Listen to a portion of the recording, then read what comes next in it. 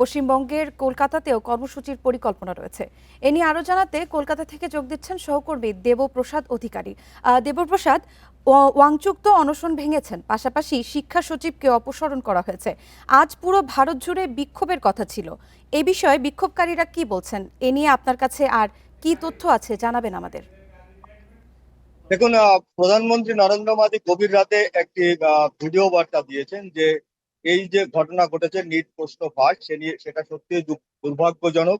এবং তিনি একটি ফাস্ট ট্র্যাক আদালতের গঠনের নির্দেশ দিয়েছেন। ইতিমধ্যে তিনি এও বলেছেন যে আজ আজ শুক্রবার অর্থাৎ পরিষদের যে বৈঠক রয়েছে, সেই পরিষদের বৈঠকে এ বিষয়ে আলোচনা হবে এবং একটি খসড়া তৈরি হবে। আগামী সোমবার যে পার্লামেন্ট রয়েছে, সেই পার্লামেন্টে একটি বিল পাস হবে। অর্থাৎ এই যে দুর্নীতি সংক্রান্ত নতুন নতুন অর্থাৎ শিক্ষানীতির যে নতুন শিক্ষানীতি, তার একটি বিল পেশ হবে এবং তারপরে আলোচনা সাপেক্ষে যদি বিল পাস হয়, পরবর্তী পর্যায়ে সেই পদক্ষেপ হবে।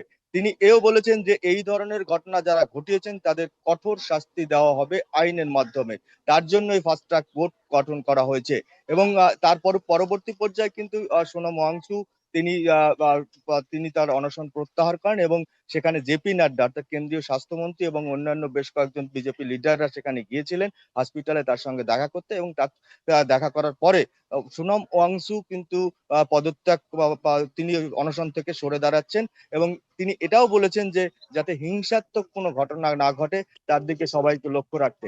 এ নিয়ে কিন্তু বিক্ষোভের যে আজ অর্থাৎ এর পরবর্তী পর্যায়ে যারা সিজেপি অর্থাৎ ককরোচ জনতা পার্টির যারা মুখপাত্র রয়েছেন, তারা বলেছেন যে এই মুহূর্তে সোনম ওয়াংচু যে অনশন প্রত্যাহার করেছেন তাতে তারা খুশি। এবং তিনি যে লড়াই করেছেন তার জন্য তিনি সমস্তভাবে স্বাগত জানাচ্ছেন তাকে। এবং তারা তারপরেও কিন্তু শিক্ষামন্ত্রীর যে পদত্যাগ, সেই পদত্যাগে তারা অনড় রয়েছেন। যদিও আমরা কিছুক্ষণ পূর্বে জানতে পেরেছি যে ইতিমধ্যেই বিজেপির অর্থাৎ সরকারের তরফ থেকে সিজেপির যারা মুখপাত্র রয়েছে, সিজেপির যারা নেতৃত্ব রয়েছে, তাদের সঙ্গে আলোচনার জন্য একটি প্রস্তাব দিয়েছেন। এবং সেই প্রস্তাবটি 12:30টার পরে একটি বৈঠক, নিরপেক্ষ জায়গায় একটি বৈঠক হওয়ার সম্ভাবনা রয়েছে। এবং সেই বৈঠকের পরে পরবর্তী জল কোন দিকে যায় অর্থাৎ এই আন্দোলনের গতি প্রকৃতি কোন দিকে যায় সেটা পরবর্তী পর্যায়ে বোঝা যাবে। তবে বেশ কয়েকটি রাজ্যে এই আন্দোলনের আজ কিন্তু ছড়িয়ে পড়েছে।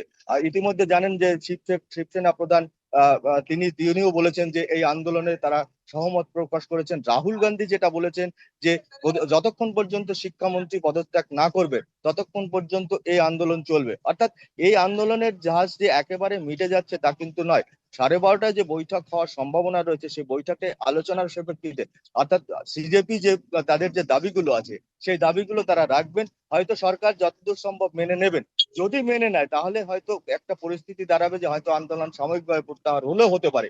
তবে একটা জিনিস এখানে পরিলক্ষিত যে সিজেপি যেটা দাবি করছেন যে এই ঘটনার পরে যখন শান্তিপূর্ণ আন্দোলন করা হয়েছিল, সিজেপি যখন আন্দোলন করছিল তার উপর যে পুলিশের লাঠিচার্জ এবং পুলিশ যেভাবে তাদের উপর নির্মম ভাবে লাঠি চালিয়েছে, তার বিচার হতে হবে। যে পুলিশ এই ধরনের লাঠি চালিয়েছে তাদের বিরুদ্ধে ব্যবস্থা নিতে হবে।